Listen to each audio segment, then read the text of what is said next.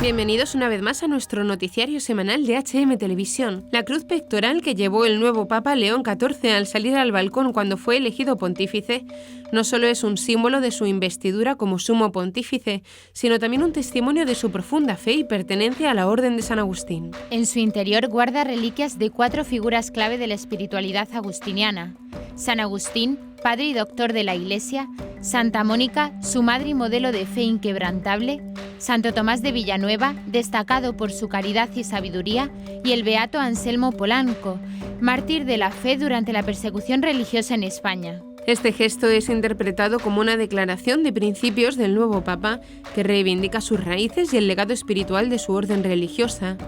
De esta manera, León XIV inicia su camino como líder de la Iglesia Católica, llevando al pecho no solo un objeto sagrado, sino la memoria viva de aquellos santos que marcaron su vocación y su servicio. Anselmo Polanco fue uno de los 13 obispos mártires que murieron asesinados por el bando republicano en la persecución religiosa en España. Polanco fue hecho prisionero en Teruel, ciudad de la que era obispo. Fue trasladado a Barcelona a medida que avanzaba la contienda y el bando republicano perdía posiciones. Todos los cadáveres, incluido el del beato Polanco, fueron rociados con gasolina y quemados. Fue San Juan Pablo II quien a mitad de los 90 decidió beatificarlo, y es precisamente un nuevo Papa, León XIV, el cardenal Prevost, quien ha querido llevarlo consigo en un momento de especial trascendencia. El segundo santo español que contiene la cruz de relicario es Santo Tomás de Villanueva. Es uno de los santos de mayor brillo en el santoral agustiniano.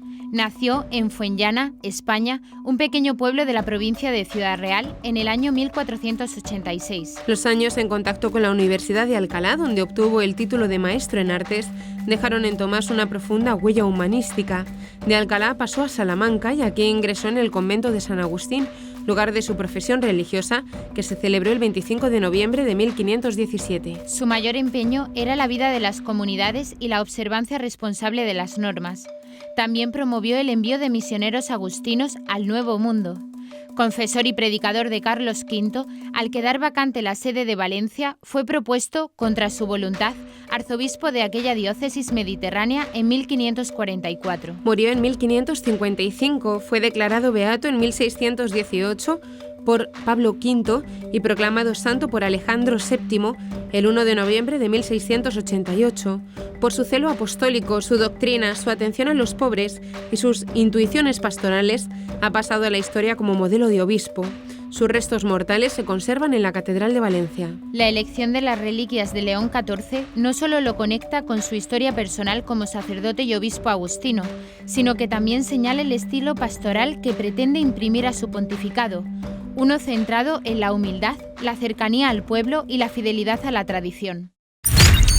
Comenzaremos con las noticias de interés internacional. Estados Unidos, jóvenes se preparan para compartir el amor de Cristo Eucaristía.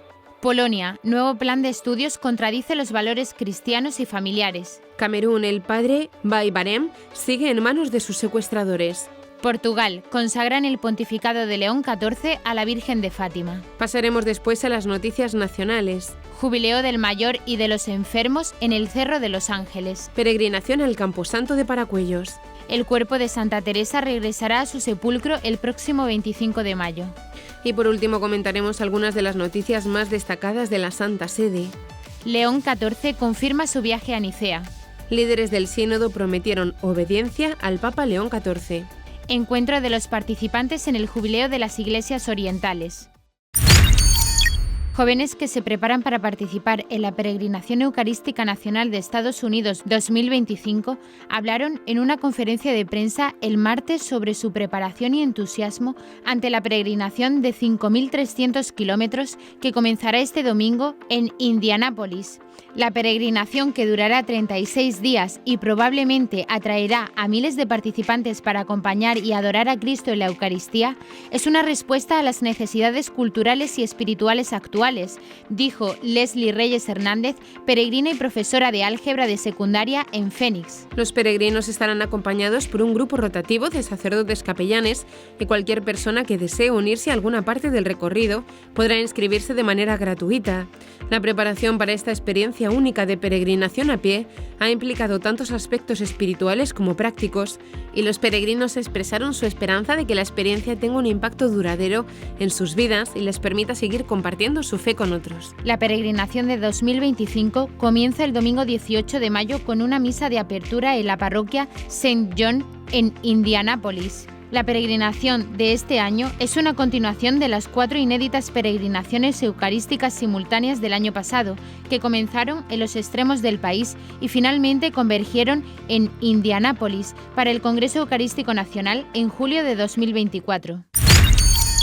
La Conferencia Episcopal de Polonia, CEP, a través de su ejecutiva, ha publicado una carta dirigida a los fieles católicos en la que manifiesta su preocupación por la introducción en el sistema educativo del nuevo plan de estudios obligatorio titulado Educación para la Salud, previsto para entrar en vigor a partir del 1 de septiembre de 2025. En el comunicado firmado por el arzobispo de Gdańsk y presidente de la Conferencia Episcopal de Polonia, Monseñor Tadeusz Bohda, junto con Monseñor Józef Kupni y Monseñor Marek Marszak, se advierte que este nuevo plan de estudios sustituirá a la actual asignatura Educación para la vida familiar.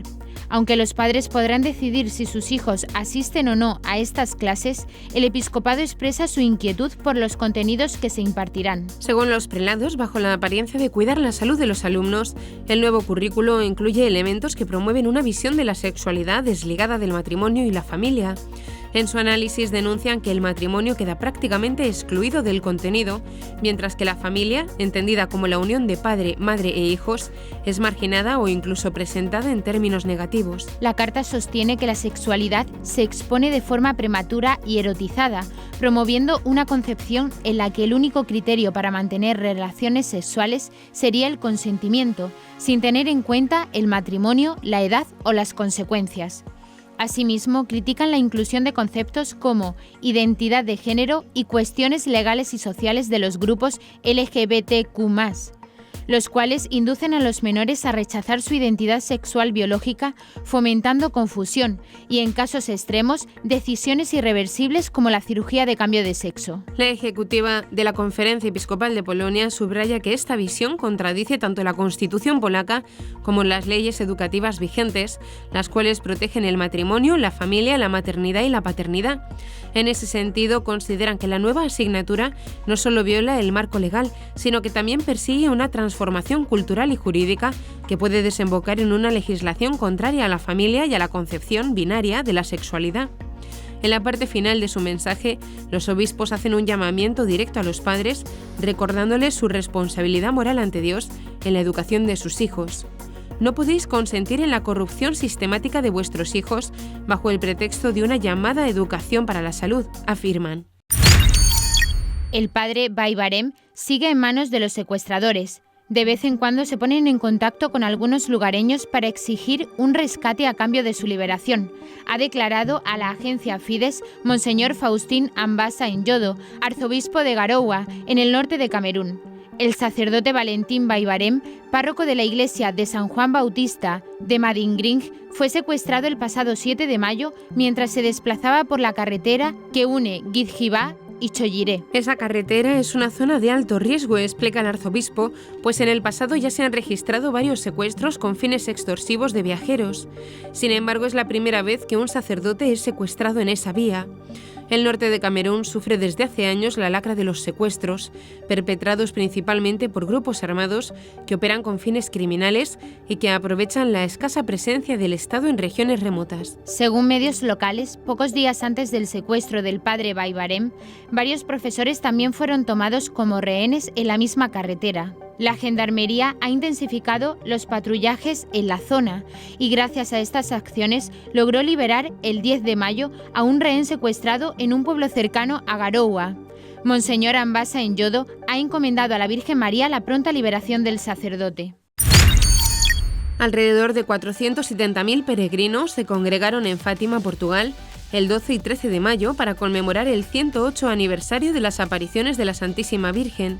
Durante las celebraciones prevaleció la llamada a la esperanza en medio de los conflictos del mundo y las oraciones por el pontificado de León XIV. Al final de la misa de clausura, ante la imagen de la Santísima Virgen, Monseñor José Ornelas, obispo de Leiría, Fátima, consagró al Inmaculado Corazón de María el pontificado de León XIV con estas palabras: «Estamos a tus pies, obispos de Portugal y esta multitud de peregrinos, en el 108 aniversario de tu aparición a los pastorcitos en esta cova de Iría, para consagrarte el ministerio del actual sucesor de Pedro y obispo de Roma, el Santo Padre León XIV», rezó Monseñor Ornelas. Asimismo, pidió a la Madre de Dios que conceda al Papa ternura, discernimiento, valentía y la capacidad de, inspirados por el mensaje de Fátima, seguir lanzando al mundo el grito urgente de paz, como hizo en las primeras palabras que dirigió en Roma después de su elección. A pesar de las lluvias ocasionales, los fieles participaron de la tradicional procesión de las velas en la noche de este 12 de mayo, formando un impresionante mar de luz en la explanada del santuario. El cardenal brasileño Jaime Splenguer, que presidió la peregrinación internacional aniversaria a Fátima, destacó el papel de María como una intercesora en favor de todos los que tratan de hacer suyos sus sentimientos. María es madre, una madre que da a luz, cuida, acompaña, guía, corrige y anima. Por eso la contemplamos y dejamos que ella nos mire. Dejémonos guiar por ella, escuchemos lo que nos sigue diciendo. Hagan lo que mi hijo les diga. Querida madre, acompáñanos, vela por nosotros, dijo el purpurado durante la procesión. La Basílica del Sagrado Corazón de Jesús en el Cerro de los Ángeles será el lugar de encuentro de los fieles diocesanos el próximo sábado 31 de mayo a las 10:30, con motivo de la celebración del Jubileo del Mayor y de los Enfermos, presidido por el obispo auxiliar de la diócesis, Monseñor José María Avendaño Perea.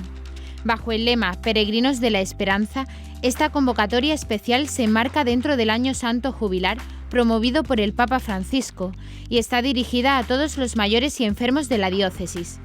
La jornada ha sido organizada por la Delegación de Pastoral de la Salud en colaboración con la Pastoral del Mayor, con el objetivo de ofrecer una ocasión de gracia, consuelo y encuentro para aquellos que más lo necesitan. En una carta pastoral dirigida a los fieles, Monseñor Avendaño recuerda que esta iniciativa nace del deseo de acompañar a quienes por diversas circunstancias no pueden participar físicamente del jubileo en Roma. Siguiendo una antigua y venerada tradición, el Santo Padre Francisco nos convocó a vivir un año santo jubilar, explica el obispo auxiliar, recordando la intención del Papa Francisco de acercar la esperanza cristiana a todos, especialmente a los más vulnerables. La carta también recoge palabras del Santo Padre que destacan la importancia del acompañamiento y del cariño hacia los enfermos. Que se ofrezcan signos de esperanza a los enfermos que están en sus casas o en los hospitales. Las obras de misericordia son igualmente obras de esperanza.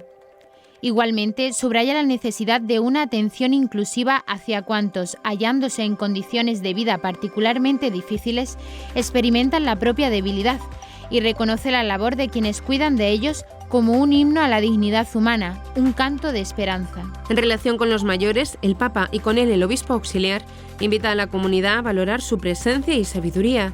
Signos de esperanza merecen los ancianos que a menudo experimentan soledad y sentimientos de abandono. Dirijo un recuerdo particular a los abuelos que representan la transmisión de la fe y la sabiduría de la vida a las generaciones más jóvenes. Monseñor Avendaño concluye su carta animando a todos a participar y a facilitar la asistencia de quienes tengan dificultades. Pedimos a la Trinidad Santa que nos ilumine y nos dé fuerzas para vivirlo. Os animo a asistir y a facilitar la asistencia de los que tengan dificultades para desplazarse. Dios nos lo paga generosamente. Se ha programado para junio, mes del Sagrado Corazón de Jesús, una sencilla peregrinación al Camposanto de Paracuellos. Enraizados organiza esta actividad para dar a conocer el lugar en el que están enterrados tantos mártires de la Guerra Civil Española. La peregrinación tendrá lugar el día 1 de junio, donde está prevista a las 10:15 horas un recorrido del cementerio con Marcial Cuquerella, quien conoce todos los rincones y secretos de este santo lugar y contará su historia por menudo. Después habrá misa a las 12 horas en la capilla del cementerio. Para los que quieran quedarse a comer, el menú tiene un precio de 30 euros por persona. El menú consistirá en unos buenos entrantes, una estupenda paella, postre y café. Desde Enraizados informan que el aforo del restaurante es limitado, por lo tanto hay que apuntarse ya. El cementerio de los mártires de Paracuellos del Jarama es uno de los mayores lugares del martirio religioso de la Guerra Civil Española. Allí fueron asesinados miles de católicos, sacerdotes, seminaristas, religiosos y laicos por su fe. La devoción al Sagrado Corazón de Jesús, símbolo del amor redentor de Cristo, fue para muchos de ellos fuente de fortaleza en sus últimas horas. Los mártires de Paracuellos murieron con el nombre de Jesús en los labios y el corazón de Cristo en el alma. Algunos llevaban escapularios o estampas del Sagrado Corazón al ser ejecutados. Esta devoción, profundamente arraigada en España, no fue solo un gesto piadoso, fue su reafirmación como católicos frente al odio a nuestra fe. Hoy la gran cruz que corona el camposanto de Paracuellos es el signo visible de que el amor vence al odio y de que la fe de aquellos mártires sigue viva. En su memoria, el culto al corazón de Jesús no es solo una tradición, es el amor de una España entregada al amor más grande, a Cristo. Para suscribirse y conocer más se puede acceder a la web oficial enraizados.org. Después de más de un siglo, el sepulcro de Santa Teresa de Jesús fue abierto nuevamente al público. La exposición del cuerpo incorrupto de la Santa Carmelita se presenta como una oportunidad de evangelización y de acercamiento a su testimonio de vida y a su poderosa intercesión. El monasterio de las Carmelitas Descalzas de Alba de Tormes es la comunidad que custodia sus restos y conserva también dos de sus reliquias más preciadas, el brazo izquierdo y el corazón. Las religiosas han confirmado que sus restos, que están expuestos desde el 11 de mayo, solo estarán a la vista hasta el próximo domingo 25, brindando a los fieles la oportunidad de visitar el sepulcro, orar y confiar sus intenciones a la santa. Aunque en un primer momento se contempló la posibilidad de trasladar el cuerpo a su ciudad natal, Ávila, para una visita simbólica a lugares significativos de su vida, el equipo médico-científico desaconsejó dicho traslado por razones de conservación. También fue descartada la realización de una procesión en Alba de Tormes. Por ello, el cuerpo de Santa Teresa de Jesús está siendo venerado en la Basílica de la Anunciación de Nuestra Señora del Carmen, situada en el mismo complejo religioso del Monasterio de las Carmelitas Descalzas de Alba de Tormes. Esta ubicación permite garantizar las condiciones necesarias para su preservación y brindar un espacio adecuado a los numerosos peregrinos que acuden a visitarla. Desde su muerte en 1582, solo se han realizado dos exposiciones similares, en 1760 y en 1914. Esta veneración fue impulsada por la Orden del Carmelo Descalzo y aprobado por el Papa Francisco en junio de 2024. Culminará el 26 de mayo de 2025 con la reposición del cuerpo en su sepulcro original. Con motivo de los 1700 años del Concilio de Nicea, el Papa León XIV ha confirmado su intención de continuar con los preparativos para un viaje a la ciudad turca de Iznik, la antigua Nicea, como signo por la unidad de los cristianos. La declaración tuvo lugar durante su primer encuentro con los periodistas en la mañana del lunes 12 de mayo, celebrado en el aula Pablo VI del Vaticano. El viaje de llevarse a cabo sería probablemente el primero del pontificado de León XIV y tendrá un marcado carácter ecuménico. Se trata de una iniciativa que ya había sido promovida por su predecesor, el Papa Francisco, quien había iniciado conversaciones con el patriarca Bartolomé I de Constantinopla para organizar un encuentro ecuménico en Nicea. Sin embargo, la enfermedad de Francisco dejó el proyecto en suspenso. León XIV retoma ahora esa propuesta en el marco del aniversario del concilio, convocado en el año 325. El gesto apunta a reforzar los vínculos con las iglesias orientales y a subrayar la voluntad de unidad cristiana. El interés por la unidad con Oriente no es nuevo en el pontificado.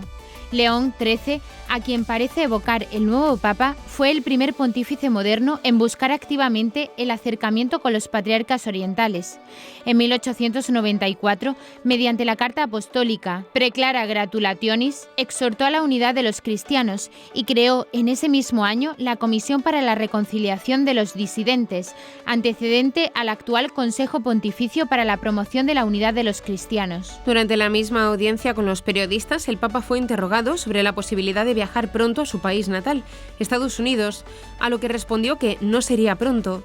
En cambio, al recibir un regalo de la periodista peruana Paola Ugaz, una bufanda de lana de alpaca tejida por mujeres de comunidades de bajos recursos, comentó: «Esperen noticias mías pronto en Perú», lo que muchos interpretaron como una posible referencia a otro destino en su agenda de viajes. La dirección de la Oficina del Sínodo del Vaticano ha prometido su total disponibilidad y apoyo al Papa León XIV en una carta pública dirigida al nuevo pontífice, compartida este martes en su sitio web y redes sociales.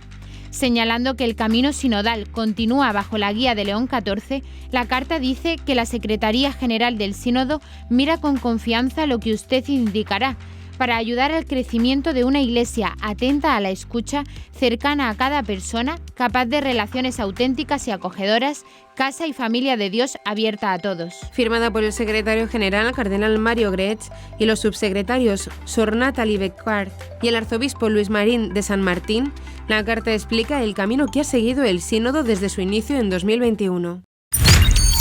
El Papa León XIV ha mantenido este miércoles un encuentro con los participantes en el Jubileo de las Iglesias Orientales.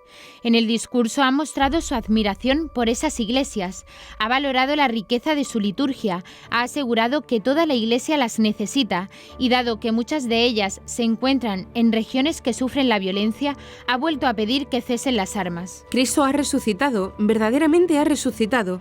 Os saludo con las palabras que en muchas regiones el Oriente cristiano no se cansa de repetir en este tiempo pascual, profesando el núcleo central de la fe y la esperanza. Con esas palabras ha empezado su discurso el Papa León XIV en el aula Pablo VI, llena de fieles de las iglesias orientales. Y es hermoso veros aquí precisamente con ocasión del Jubileo de la Esperanza, de la cual la resurrección de Jesús es el fundamento indestructible. Bienvenidos a Roma, me alegra encontrarme con vosotros y dedicar a los fieles orientales uno de los primeros encuentros de mi pontificado. Y continuó su discurso diciéndoles: sois preciosos. Al contemplaros pienso en la diversidad de vuestras procedencias, en la historia gloriosa y en los duros sufrimientos que muchas de vuestras comunidades han padecido o padecen. Tras citar tanto a Francisco como a San Juan Pablo II y León XIII, antecesores suyos en la Cátedra de Pedro, ha valorado la riqueza litúrgica de las iglesias. Es significativo que algunas de vuestras liturgias, que en estos días estáis celebrando solemnemente en Roma, según las distintas tradiciones, aún utilicen la lengua del Señor Jesús.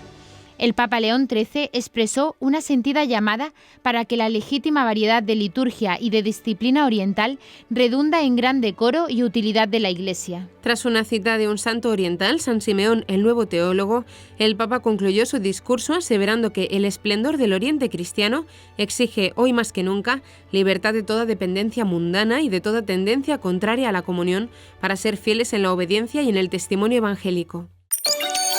Y hasta aquí nuestro informativo semanal. Esperamos que haya sido de su agrado.